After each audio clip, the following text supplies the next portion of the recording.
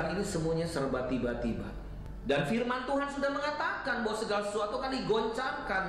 Tentang berakhirnya pandemi ini tidak ada seorang pun yang tahu. Kita tidak bisa memaksa Tuhan harus menghentikan sekarang juga. Tapi kita harus yakin saudaraku bahwa sebagaimana firman Tuhan katakan bahwa Dia membuat segala sesuatu indah pada waktunya.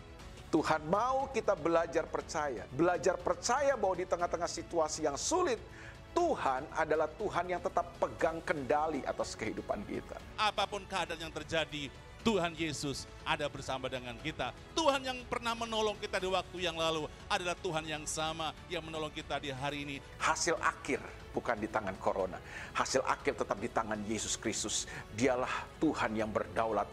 Dialah Tuhan yang tetap pegang kendali atas kehidupan kita.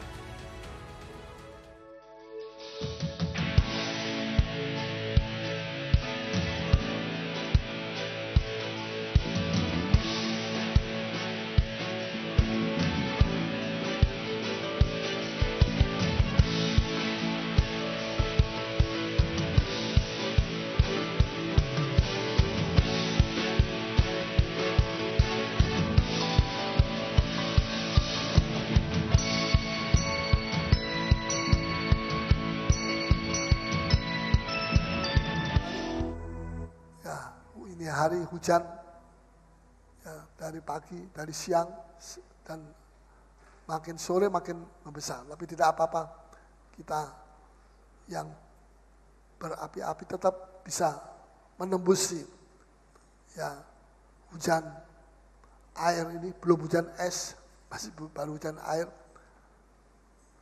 Ya, puji Tuhan. Saya masih mau berbicara tentang mengucap syukur. Mengucap syukur dalam kaitannya dengan roh intimidasi. Ya, roh yang menekan kepada manusia. Intimidasi ini tidak boleh kita anggap enteng. Tapi intimidasi ini adalah satu kekuatan yang jahat, yang dahsyat. Ya, bisa membuat orang putus asa, bisa membuat orang kalap, ya, bunuh diri dan sebagainya. Saudara, saya punya pengalaman dengan roh intimidasi. Ya, bukan intimidasi, intimidasi. Saya punya pengalaman dengan roh intimidasi ini. Tahun 2009 pada waktu saya masih sakit, terkena Parkinson. Ya, pada waktu itu setiap pagi saya berjalan-jalan di halaman muka yang sempit dari pastori. Ya, dan sementara saya berjalan cuma 16 meter lebarnya, bolak-balik begitu. Roh iblis, ya bukan roh kudus, roh iblis yang datang. Dan dia membawa roh intimidasi. Dia bilang, kamu itu sudah gila ya. Kamu tuh tidak bisa sembuh. Biar kamu jalan, biar kamu ngesot tidak bisa sembuh. Biar kamu mau lari di sini tidak bisa sembuh. Kamu cacat seumur hidup. Karirmu sudah sampai di sini saja. Terima. Jangan kamu macam-macam. Jangan melawan nasib. Nasib itu lebih berkuasa dari Tuhan. Tuhan, nasib itu ya ditentukan oleh yang lebih tinggi dari Tuhan. Tidak tahu siapa yang lebih tinggi dari Tuhan. Ya, tiap pagi saya mengalami ini. Tiap pagi saya diintimidasi. Saya tidak mengerti bahwa itu adalah roh intimidasi. Saya dengarkan saja suara yang tidak bersuara ini, yang kedengaran dari telinga saya. Ya, saya dengarkan, saya jawab. Ya, tapi tidak mempan. Dan dia jawab lagi, saya jawab lagi, dia jawab lagi. Dan kebanyakan saya yang kalah. Saya yang menyerah. Ya, mau apa saja sudah terserah. Ya, itu roh intimidasi. Itu jahat sekali. Pikiran-pikiran negatif dimasukkan Ya, kata-kata negatif dimasukkan. Jadi saya berkata-kata mulai kata-kata negatif. Saya mulai berpikir yang negatif. Ya, kata-kata yang melemahkan itu dimasukkan oleh iblis di dalam pikiran saya. Dan akhirnya begitulah terjadi. Persis saya tidak mengerti bahwa intimidasi itu adalah salah satu bentuk percobaan. Itu salah satu bentuk percobaan. Ya. Lihat kalau saudara sakit misalnya, saudara tidak bisa berbuat apa-apa di atas tempat tidur. Iblis bilang, kamu nanti akan mati. Itu bukan suara dari siapa-siapa. Bukan suara dari nenek moyang kita. Itu suara dari iblis. Kamu akan mati. Kamu tidak ada harapan. Kamu cuma disembunyikan dari dokter itu. Tapi penyakitmu ini pasti nanti berakhir dengan ujung-ujungnya mati. Ya. Kamu mesti terima itu. Kematian. Kita seperti ditodong begitu. Ya, dan kita jadi putus asa. Jadi tanpa harapan. Ya, itu pengalaman saya juga. Saya jadi putus asa. Kalau saya mau memikirkan tentang pekerjaan Tuhan, perkembangan yang akan datang, terus seperti dipotong setiap begitu, potong sama iblis.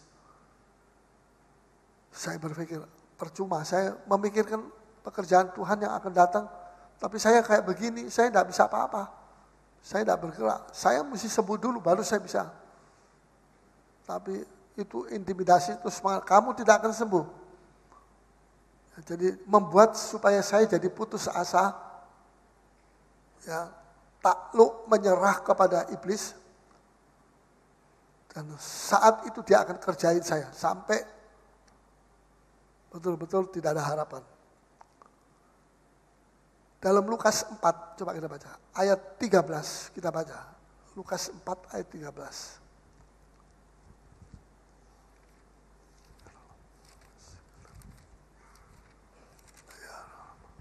Ya, ayat 13.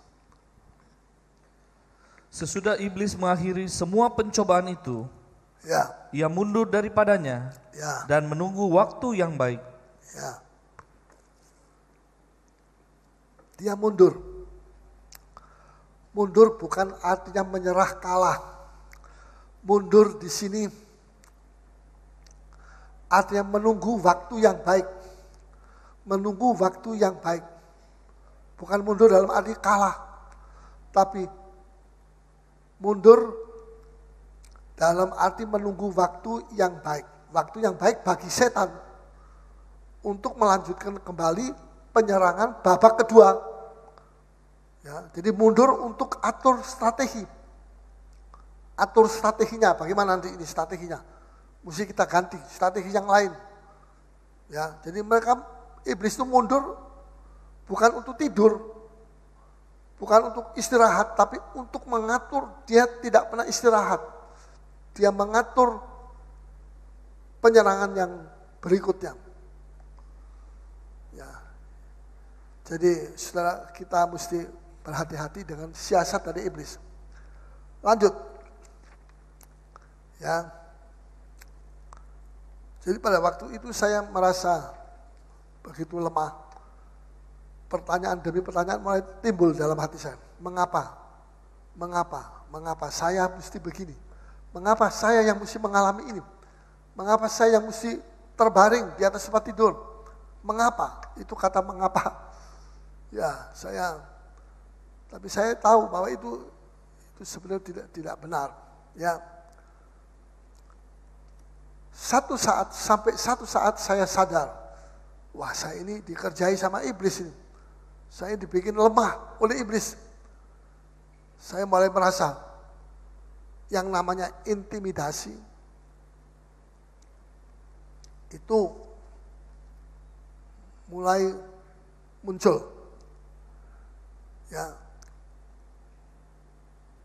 Kemudian pada waktu saya baca di dalam Injil Lukas ataupun Injil Matius pasal 4 ayat 3 sampai 4, iblis ini juga pakai Alkitab, pakai firman Tuhan. Coba tolong baca, pasal 4 ayat 3 sampai 4. Matius.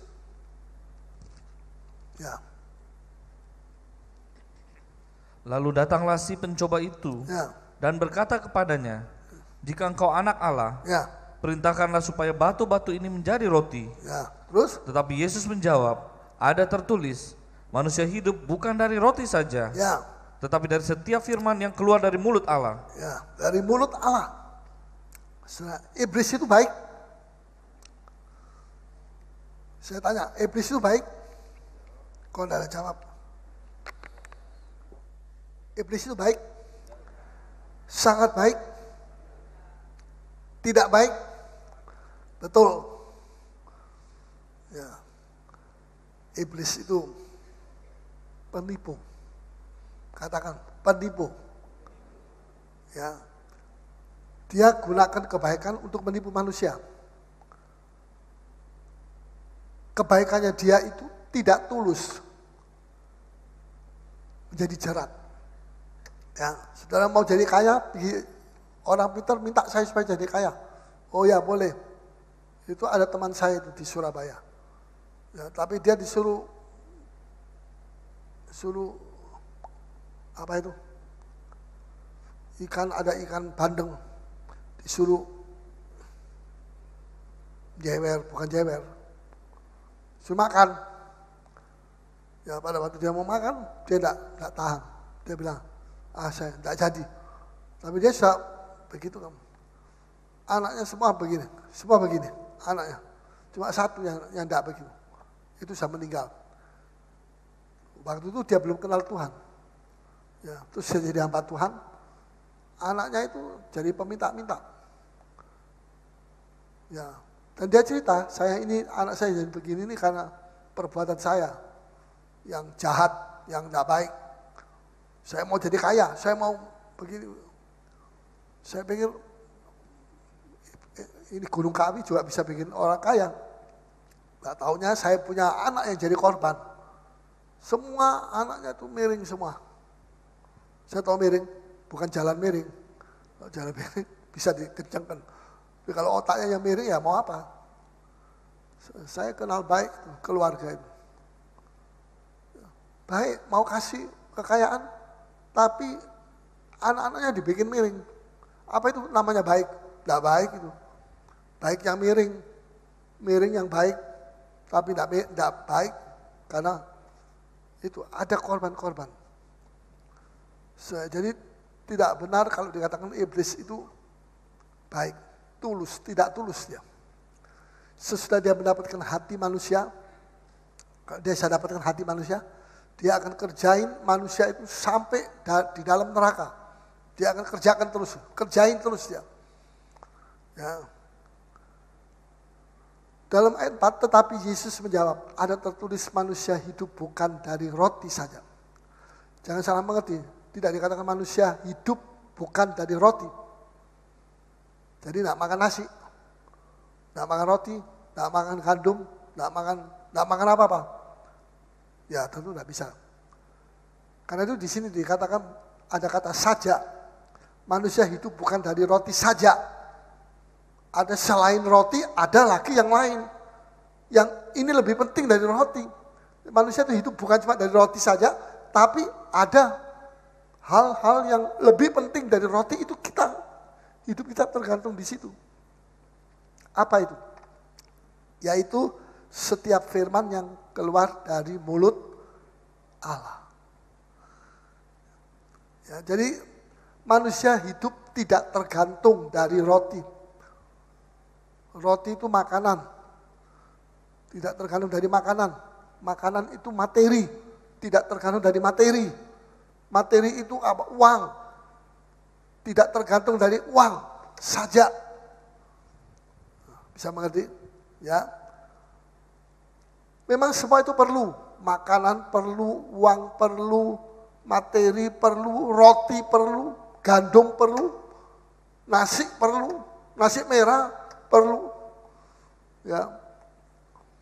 Tapi itu hal-hal itu tidak menentukan kepuasan hidup kita. Tidak menentukan kebahagiaan hidup saudara. Ya, ada orang rumahnya sederhana, tapi sejahtera. Hidupnya, suasananya baik-baik. Ya, ada orang yang dia mungkin lebih mempunyai segala sesuatu, tapi rumah tangganya kacau terus. Bagaimana? Ya, jadi tidak ditentukan dari materi. Tapi tidak berarti materi tidak perlu. Uang perlu. Mau bangun gereja perlu uang. Nah, saya bilang terus saja, kita perlu uang. Tapi itu bukan satu-satunya. Ya. Kita perlu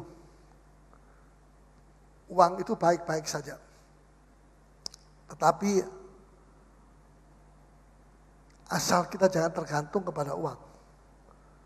Jangan kita berharap kepada uang. Jangan kita memburu uang. Jangan kita tamak kepada uang. Ya. Saya kasih nasihat sama anak saya yang dia kerja. Jangan memburu uang. Makin kamu buru, makin kamu tidak dapat nanti uang itu. Ya. Dia punya teori bagus. Tapi waktu dia memburu, tidak dapat apa-apa. Karena masih ada Tuhan. Tuhan tidak mau biarkan kamu sesat.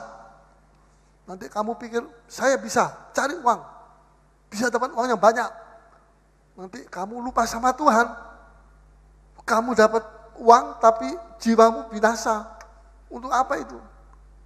Ya, tapi saya tidak bisa paksa kepada anak saya, tapi saya kasih nasihat. Dia tidak percaya. Ya, buru, semua diburu. Uang diburu. Tidak dapat apa-apa.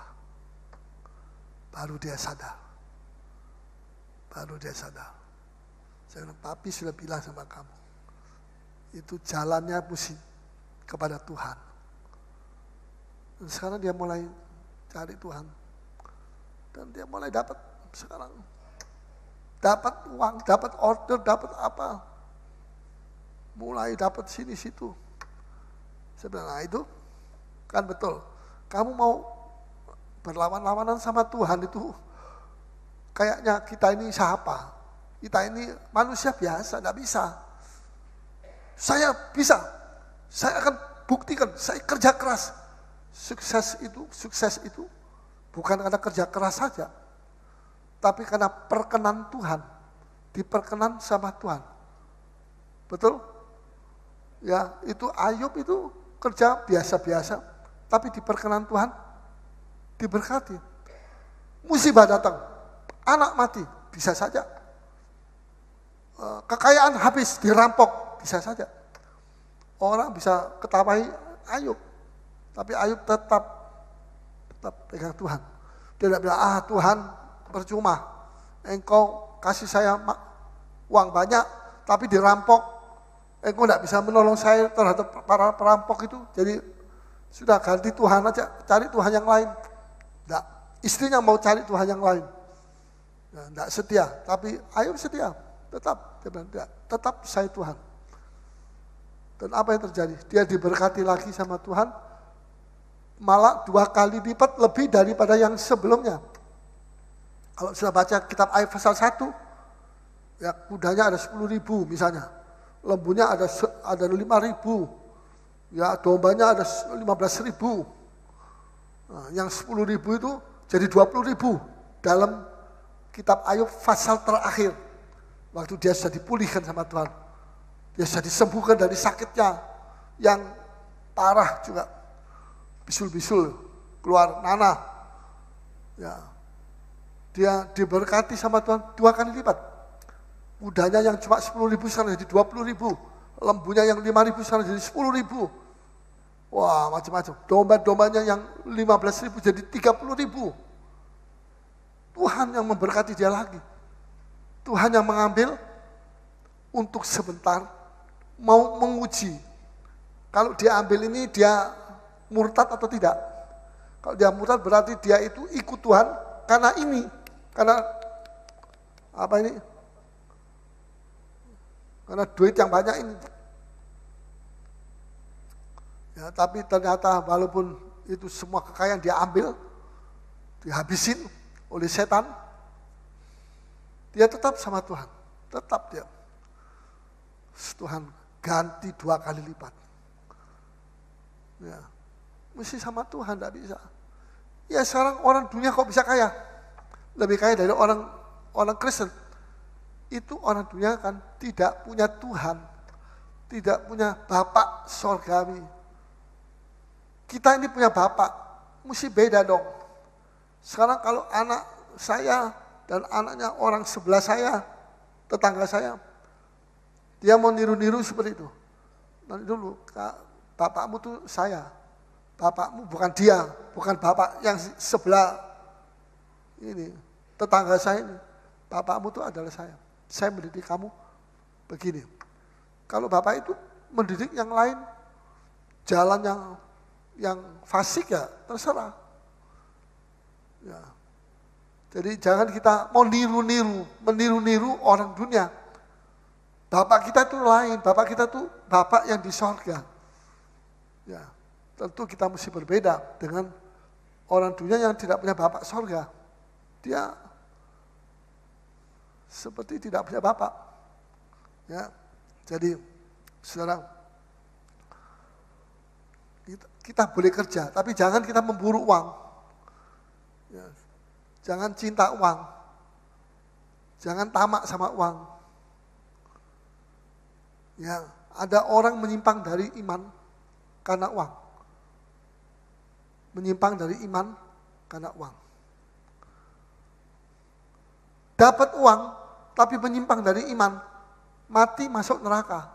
Menyimpang dari iman tidak bisa masuk surga. Guna apa itu uang yang banyak, tapi mati masuk neraka? Ya, contohnya ada seorang BTS di interview oleh seorang wartawan. Ya. Wartawan itu bertanya, mengapa Anda jadi BTS? Kenapa kok jadi BTS? Dan tanpa rasa bersalah, dia berkata, ya, saya habis mau apa? Mau kerja apa? Saya tidak bisa kerja apa-apa. Jadi saya jadi BTS, karena saya tidak bisa bekerja yang lain. Mau kerja ini itu tidak bisa. Ya. Saya harus menghidupi keluarga saya. Bapak saya sudah tua, umur 70 lebih, tidak kerja. Ya, adik-adik saya masih banyak yang masih belum lulus sekolah. Saya masih mesti kerja untuk itu, untuk dapat duit untuk mereka. Saya tidak kerja untuk diri saya sendiri. Wah, orang dengar itu terenyuh. Terenyuh itu apa? Kasihan. Pintar ya, iblis itu pintar. Mengintimidasi orang sampai orang jadi kasihan sama. Sampai orang bilang, ya sudah, teruskan aja. Tidak apa-apa, tidak dosa. Seolah-olah begitu. Ya. Menghalalkan segala cara. Dia ngomong sambil menangis lagi. Ya. Orang jadi lebih terenyuh lagi. Wah, kasihan orang. Sepertinya dia bilang, ya tidak apa-apa sudah. Jadilah BTS, supaya kamu kaya nanti. Jahat sekali iblis itu. Tanpa rasa bersalah. Apalagi kalau dia bilang, bukan saya saja yang banyak jutaan orang itu jadi BTS. Di dunia, di barat, di timur, di utara, di selatan banyak BTS. Pergi ke negara mana saja pasti ada itu. Yang kelas tinggi, yang kelas rendah, yang kelas kambing, ya semua ada. Ya. Intimidasi. Mau kerja apa? Tidak punya kerja apa-apa saya tidak bisa berbuat apa-apa. Ya sudah, saya cuma bisa ini. Itu perkataan intimidasi.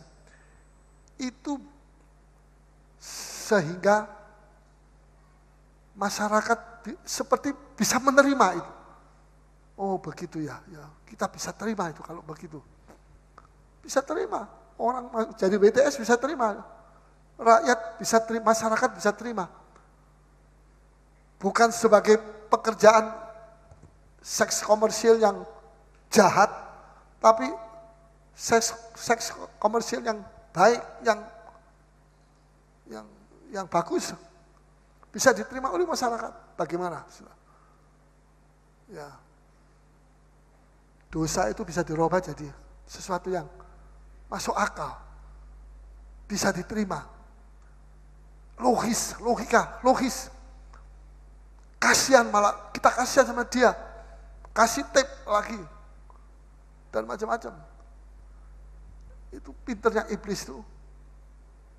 Sampai itu perkataan intimidasi itu menjadi perkataan yang bisa diterima oleh masyarakat umum. Maka rame-ramelah anak-anak gadis kita yang terjerumus di dalam jurang. Ini dosa intimidasi ini tidak mempengaruhi orang, sehingga orang tidak melihat itu sebagai satu kejahatan, tapi malah orang jadi kasihan sama mereka. Ya, pintar sekali iblis. Nah, ada satu lagi, jangan melanggar firman karena uang. Tadi yang pertama, jangan menyimpang dari iman karena uang. Kalau Anda menyimpang dari iman karena uang, ya neraka itu tempatnya. Yang kedua, jangan melanggar firman karena uang. Nah, ini seorang pegawai negeri yang koruptor, yang korupsi, dia korupsi. Dia diwawancarai oleh wartawan. Kenapa Anda kok korupsi? Anda sebagai sebagai pegawai negeri mestinya kan tidak korupsi, jadi teladan buat rakyat. Ya. Dia bilang, ya bagaimana ya, kalau tidak korupsi zaman sekarang ini tidak bisa hidup. Anak saya 10, satu persatu kalau saya SMP mau pergi luar negeri, berapa itu ongkosnya? Banyak. Ya, dan sekarang sudah yang ke-7, ke-8, anak-anak saya makin besar, makin banyak biaya, semua luar negeri. Ya, dan saya harus mengongkosi dengan gaji yang tiap bulan, aduh maaf, tidak bisa berbuat apa-apa. Makan jalan kota aja, mesti dihitung berapa, tidak bisa bebas. Ya. Kalau tidak korupsi tidak cukup. Itu perkataan itu didengung-dengungkan oleh iblis jadi intimidasi. Kalau tidak korupsi tidak cukup.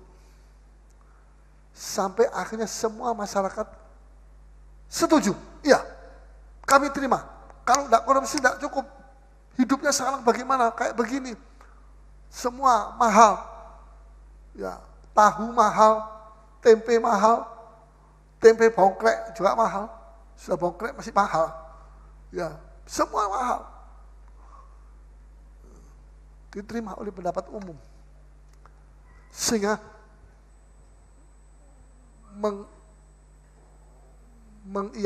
mengizinkan pegawai-pegawai itu korupsi. Akhirnya ya terpaksa korupsi bank. Akhirnya kami terpaksa mesti korupsi. Menghalalkan segala cara tanpa rasa bersalah. Tanpa rasa bersalah. Ya, apalagi kalau ditambah lagi kalau dia bilang saya ini bukan satu-satunya yang korupsi. Banyak. Ya, banyak sekali pegawai negeri yang begitu itu. Jadi seperti bisa diterima oleh masyarakat. Ini dunia intimidasi itu begitu. Sampai orang itu digiring kepada satu pemikiran yang ya memang betul tawa. Ini korupsi ini memang betul. Perlu, kalau tidak korupsi tidak bisa hidup. Diputar balik begitu. Ya. Yang tidak betul dibilang betul sekarang. Yang betul tidak betul. Ya.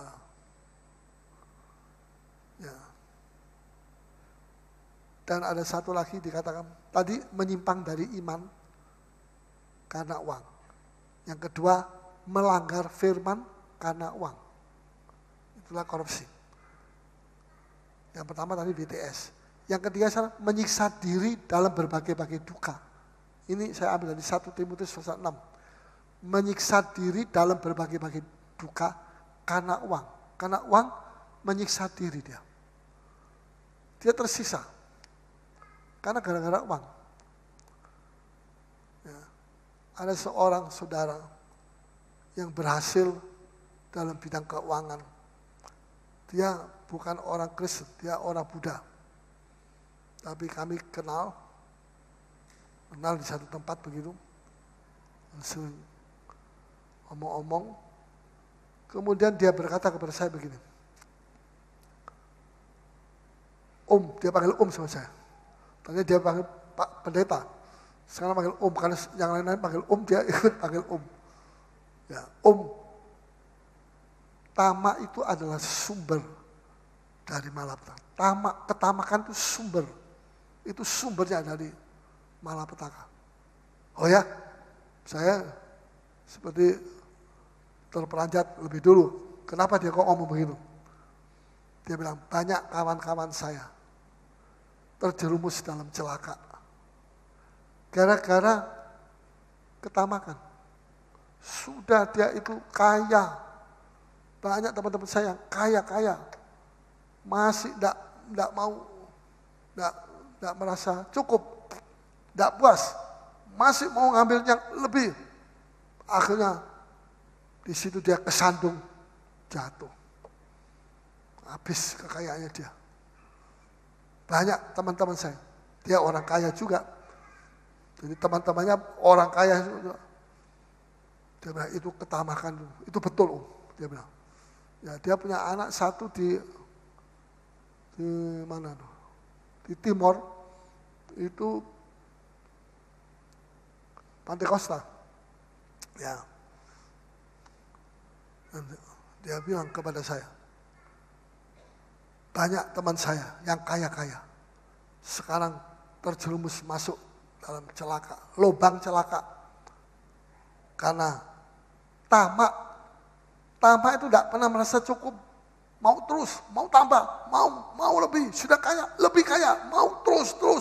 Bahaya, jalan terus, biar bahaya, tidak apa-apa. Ya, awas, nanti terpleset jatuh, tidak apa-apa, jalan terus. Siapa tahu kita bisa dapatkan ini. Sampai satu titik, dia terpleset, dia jatuh. Blok, habis. Karena ketamakan. Itu menyiksa diri. Ketamakan itu menyiksa diri dalam berbagai duka. Coba dia tidak tamak, itu karena tamak. Jadi dia mau mengejar terus. Kalau tidak karena tamak, tidak akan mengalami begitu. Jadi firman Tuhan itu tidak keliru, tidak bisa keliru. Firman Tuhan itu betul. Ya dan amin. Jangan kita seperti mereka. Kita merasa, Tuhan bilang apa? Berikanlah kami makanan tidak mau ngomong cukup, berarti tidak mau cukup, mau lebih. Ya, berikan kami makanan yang secukupnya. Jangan takut, secukupnya bukan berarti 10.000 saja. Wah, tidak cukup 10.000 mau makan apa? Secukupnya itu Tuhan tahu mengatur secukupnya untuk saudara itu berapa. Untuk saudara B ini berapa. Untuk saudara C ini berapa. Secukupnya itu beda-beda. saudara punya secukupnya itu Tuhan tahu sampai berapa. Gitu. Tidak seperti negara komunis secukupnya. Semua sama rata, sama rasa, mati rasa. Sudah, mati rasa. Ya, tidak ada kesenangan. Pokoknya semua mesti begitu. Satu mangkok, makanannya satu mangkok. Mati rasa. Tidak ada rasa yang enak. Ya, itu komunis mati rasa. Akhirnya mati sungguhan. Ya, tapi kalau kita anak Tuhan tidak mati rasa. Tuhan kasih secukupnya. Secukupnya itu Tuhan tahu segini. Buat si A segini secukupnya. Buat si B lebih besar. Buat si C lebih kecil. Cukup sudah segitu dia. Kita mesti ada rasa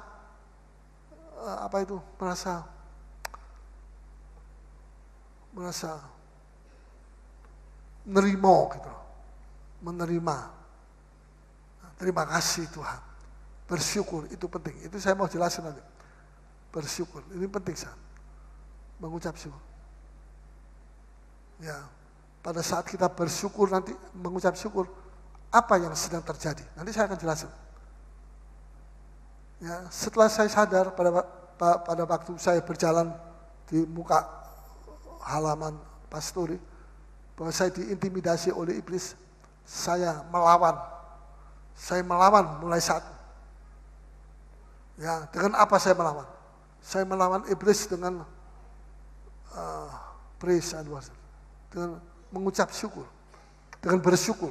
Saya mulai bersyukur, bersyukurlah, bersyukur karena kasih setiamu.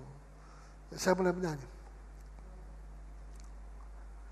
Saya tidak berfokus kepada kelemahan saya lagi. Saya tidak mau berfokus kepada ketidakmampuan saya. Saya mau berfokus kepada kemampuan Tuhan yang ada di dalam saya. Nah, bahwa di dalam saya ini ada kemampuan Tuhan. Saya tidak lemah, saya kuat. Karena kekuatan Allah ada di dalam saya. Seringkali saya dulu salah. Saya ini lemah, mau khotbah, aduh saya lemah lempung itu ya tanah liat itu, lemah itu ya pasir. Oh ini bahasa Jawa ini, pasir lempung, lemah. Enggak, saya tidak mau ngomong lemah, saya kuat karena kemampuan Allah ada pada saya. Bukan saya kuat karena saya, bukan kekuatan saya, jangan, salah itu. Kekuatan Allah. Mengapa kita tidak mau pakai itu kekuatan Allah di dalam kita? Sudah ada di dalam kita, tinggal kita menggunakannya itu. Ya. Saudara, Daud juga begitu pada waktu dia menghadapi Goliat, dia tidak bilang, wah saya tidak bisa, saya ini kecil, saya kayak jangkrik, saya ini tidak kayak itu, Goliat itu tinggi, kekal. Wah nanti kita jadi propagandanya Goliat. Tapi dia bilang apa? Tuhan yang ada di dalam aku akan menyerahkan kamu di dalam tanganku. Aku akan penggal kamu. Kamu akan putus lehermu. Karena Tuhan, supaya orang tahu bahwa di Israel ada Tuhan. Ya, bahwa Daud memiliki Tuhan. Itu yang kita mesti andalkan. Jangan kita minder. Ya, orang Kristen seringkali minder, salah.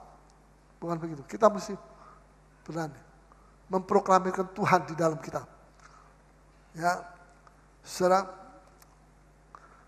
Nah, yang terakhir ini ada 11 poin. Ada 11 poin. Ya. Baik, saya akan jelasin. Lawanlah roh intimidasi itu dengan roh bersyukur.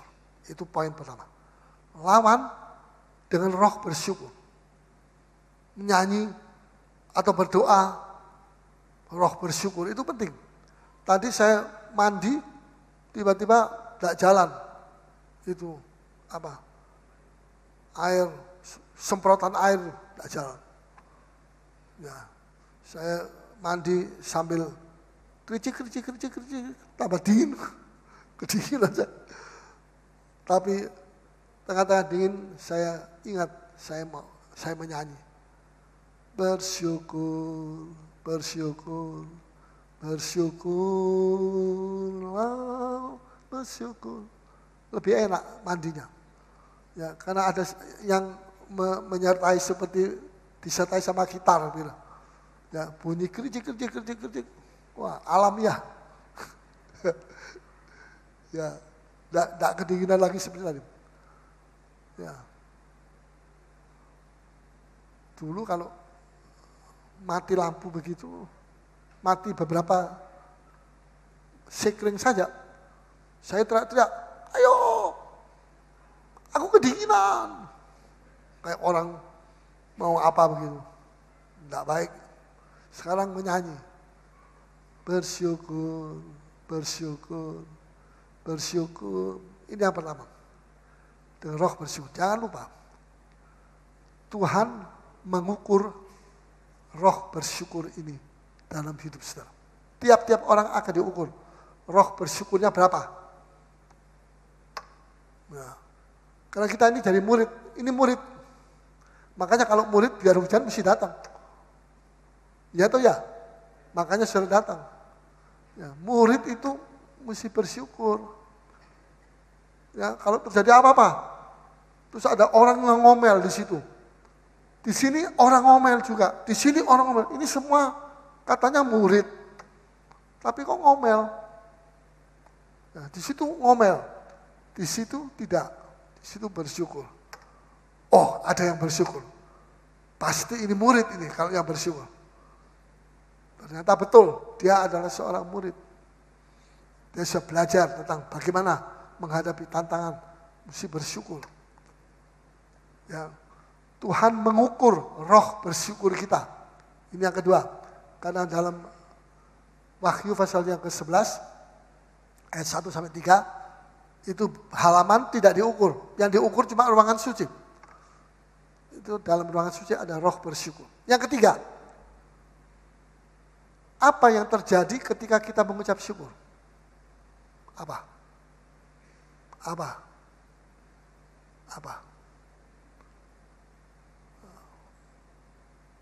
Itu sanjungnya jalan.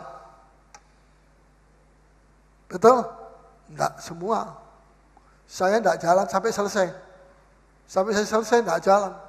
Begitu saya keluar dari kamar mandi, jalan dia. Nah, kalau dulu saya ngomel-ngomel, jalan orang sudah keluar baru jalan. Tapi sekarang tidak, puji Tuhan. Silakan istri saya ajak mandi, dia yang menikmati airnya. Saya bersyukur kepada Tuhan. Ya, jadi ketika kita mengucap syukur, apa yang sedang terjadi pada waktu kita mengucap syukur? Terjadi peperangan antara roh intimidasi lawan roh bersyukur. Perang di alam roh. Ini yang ketiga. Ya, terjadi peperangan antara roh mengucap syukur dan roh intimidasi. Perang. Kita mengucap syukur saya terus, mengucap syukur. Loh, perang kok mengucap syukur? Ya ini namanya perang rohani itu begitu. Bukan perang terus ngomong kotor, ngomong marah, ngomong macam-macam. Yang enggak betul-betul itu marahnya orang dunia, marahnya iblis. Tapi kalau kita mengucap syukur, itu adalah perang antara terang dan gelap.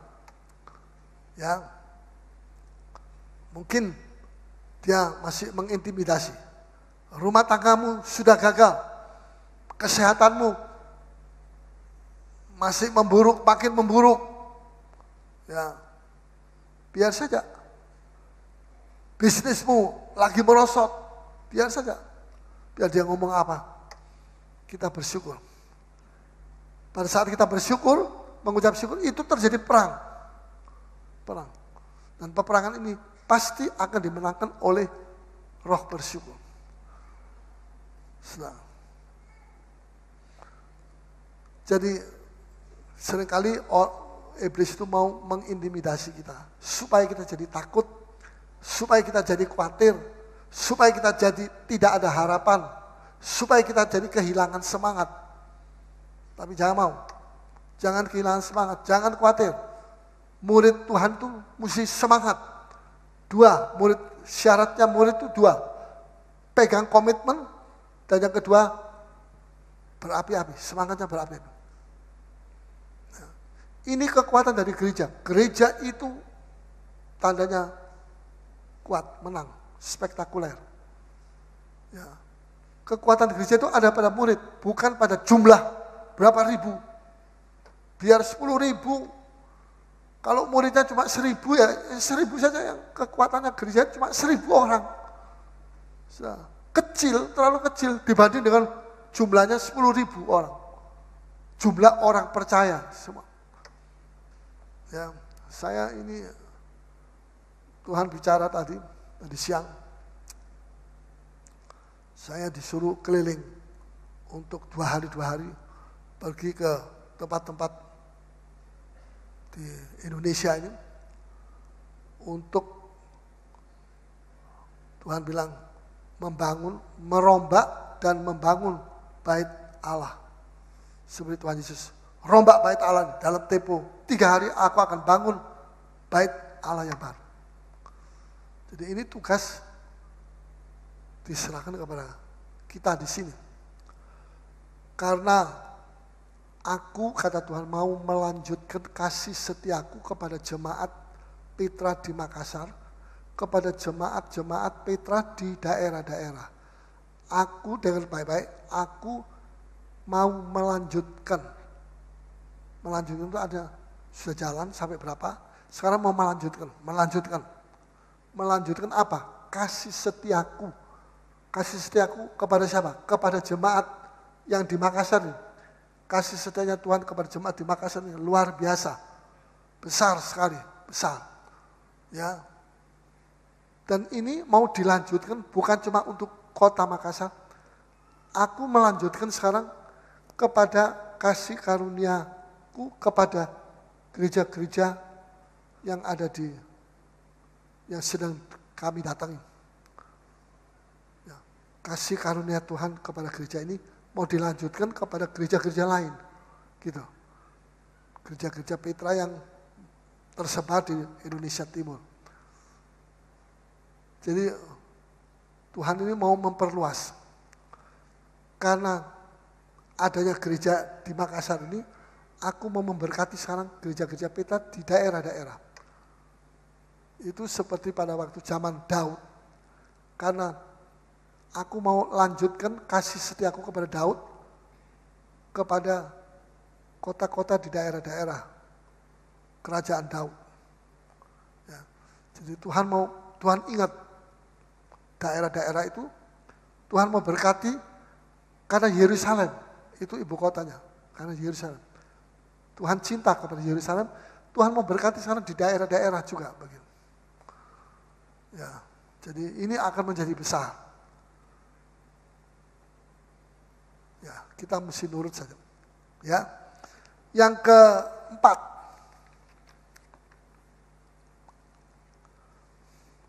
jangan biarkan satu hari lewat tanpa mengucap syukur kepada Tuhan. Jangan membiarkan satu hari lewat tanpa saudara mengucap syukur. Saudara terlalu sibuk, ini itu semua kerja yang dikerjakan, lupa mengucap syukur kepada Tuhan. Oh, Tuhan tidak suka, Tuhan tidak senang, Tuhan sedih kalau kita sibuk-sibuk seperti Marta dan kita ngomel-ngomel seperti Marta, kita sama sekali tidak mengucap syukur. Itu seperti Marta. Tuhan tegur Marta. Apa sudah mau ditegur? Saya tidak mau. Kalau bisa jangan ditegur Tuhan. Kalau saya terus ditegur soal yang sama, kesalahan yang sama, itu namanya saya ini bodoh. Saya ini bodoh. Terus kesalahan yang sama saja saya ditegur sama Tuhan. Saya tidak mau, itu berarti saya tidak maju. Tadi waktu kami masuk di lift barengan sama Ibu Miko, sama bapaknya, sama bapak, sama anaknya. 3, 4 sama saya. Kita masuk. Kita ngomong-ngomong masuk, ketawa-ketawa. Ya. Sudah lama kok enggak jalan-jalan? Wah, itu Pak Mingkok dia bilang, Om, itu yang belum dipencet. Wah iya, nanti sampai Tuhan Yesus datang kita terus di sini. Tidak naik-naik. Ini orang Kristen yang tidak pernah naik rohaninya. Karena terus tidak dipencet. Ya, lekas kita begitu kita pencet nomor 2, terus langsung dia naik. Sampai nomor 2 buka, kita keluar. Puji Tuhan. Kalau enggak kita di stop di situ berapa lama. Ya. Banyak orang Kristen enggak naik-naik rohaninya terus begitu di situ. Dia sudah enjoy. Oh, aku sudah enjoy. Enjoy apa? Kamu enggak naik itu. Ya, perlu kita perhatikan hidup kita. Yang kelima, ya, jadi jangan biarkan satu hari lewat tanpa kita bersyukur sama Tuhan. Jangan ada satu hari kosong. Waktu saya satu hari ini marah-marah, enggak mengucap syukur. Gimana Tuhan? Ya, jangan ulangi. Jangan kita bodoh karena kita mengulangi kebodohan yang sama, yang itu saja, yang selalu yang sama gitu. Jadi itu satu kebodohan rohani. Jangan. Yang kelima, Roh Kudus, roh mengucap syukur. Kita perlu mengucap syukur. Pada saat kita mengucap syukur, dengan roh mengucap syukur, kita ini seperti ada dibentengi dalam satu benteng yang tidak bisa didekati oleh roh bersungut-sungut, roh mengeluh, roh mengeruh. Tidak bisa didekati oleh roh bersungut-sungut. Ya, sebab kita mengucap syukur. Pada saat kita mengucap syukur, kita ini ada benteng yang tidak bisa didekati oleh roh menggerutu, roh bersungut, sama roh mengeluh. 3. Ya. Dia tidak bisa mendekati kita, karena kita ada benteng. Bentengnya itu adalah mengucap syukur. Kita puji Tuhan, haleluya. Terima kasih Tuhan. Nggak mungkin saudara bilang puji Tuhan, kemudian sebentar lagi saya bilang, aduh, kok berat sekali aku ini mau mati saja. Aku putus asa. Nggak mungkin. Ya, jadi saudara, untuk memotong roh bersungut-sungut, mengucap syukurlah. Seorang murid itu punya roh bersyukur. Yang ketujuh, ya, yang ketujuh, dengan mengucap syukur, kita berada dalam satu posisi yang tidak bisa disusupi oleh roh intimidasi. Ya, dengan mengucap syukur kita tidak bisa disusupi dengan roh intimidasi. Dengan mengucap syukur, saudara seperti mengundang Tuhan hadir di situ. Ya. Kalau saya nulis, habis nulis saya capek, ya saya nyanyi sedikit, duduk di kursi, dan saya merasa hadirat Tuhan ada di tengah-tengah. Begitu mengucap syukur, hadirat Tuhan terus datang. Karena Tuhan itu Tuhan yang senang dengan manusia, umatnya yang mengucap syukur. Coba nih, ya, jangan cuma catat, tapi coba jadikan ini kehidupan setiap hari. Jangan ada satu hari lewat tanpa sudah mengucap syukur. Sudah rugi. Ya, sebab ada benteng yang membentengi kita. Kita ini seperti berada dalam satu posisi yang tidak bisa disusupi oleh roh-roh intimidasi. Ya, karena kita Dengan mengucap syukur kita menghadirkan Tuhan di tengah-tengah kita.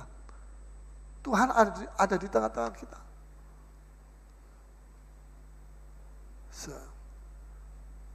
Masih ada satu lagi. Yaitu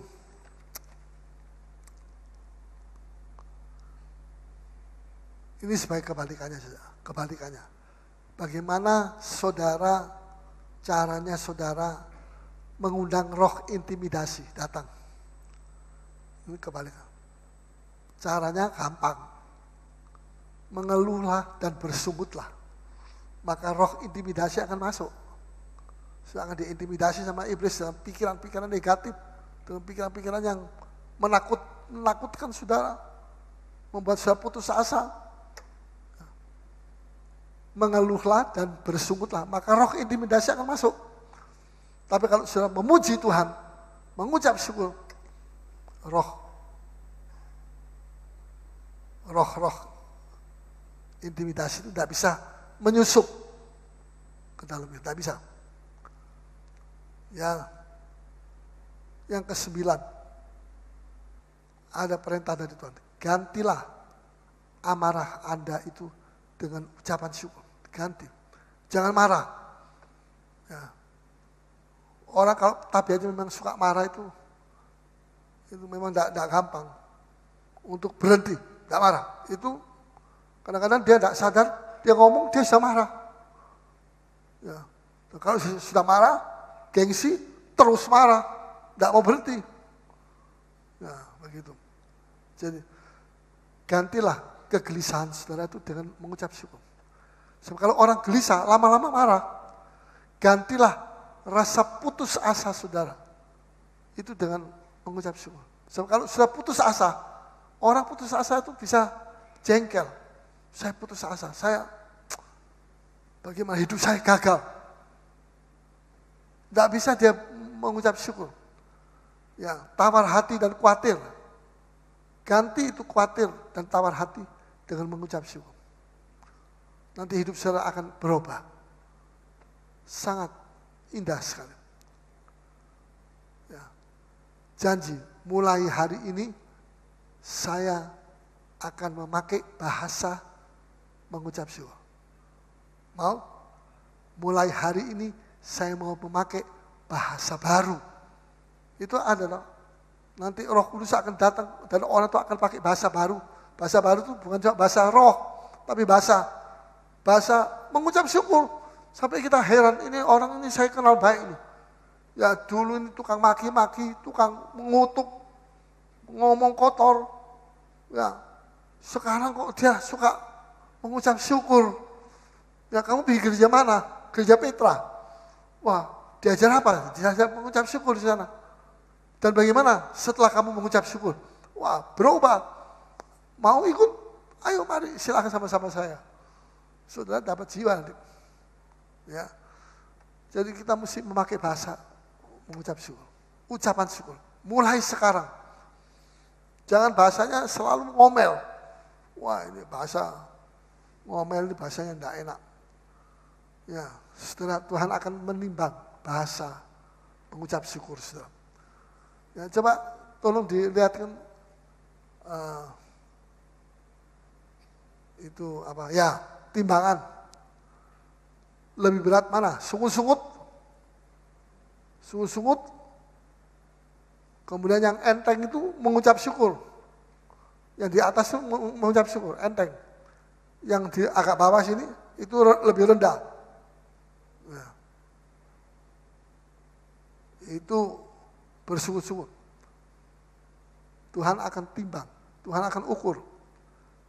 Bahasa kita ini lebih banyak mengucap syukurnya atau lebih banyak ngomel, marah, kata-kata yang kosong, kata-kata yang sia-sia, kata-kata yang melemahkan, bukan kata-kata yang memberi semangat kepada orang yang dengar. Itu murid, memberi semangat kepada teman saudara. Mungkin teman saudara itu kena percobaan, kasih semangat, jangan takut.